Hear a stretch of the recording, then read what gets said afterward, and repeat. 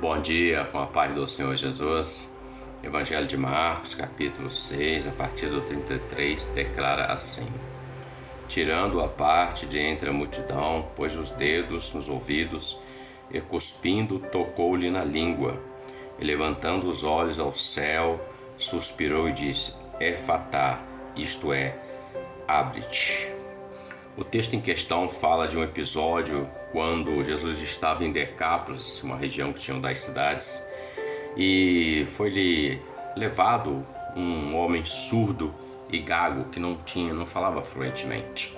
O texto diz que Jesus tirou ele da multidão, colocou os dedos nos ouvidos dele e cuspiu na sua língua, e o homem passou a ouvir e a falar.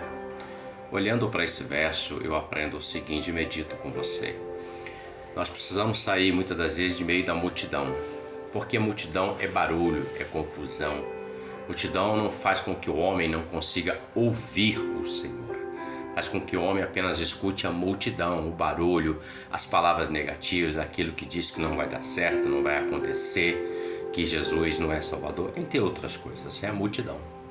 A multidão também foi a mesma que foi seguindo Judas Iscariote. Judas foi como líder daquela multidão que entregou o Senhor Jesus. Ou seja, andar em meio à multidão representa que não vamos ouvir o Senhor.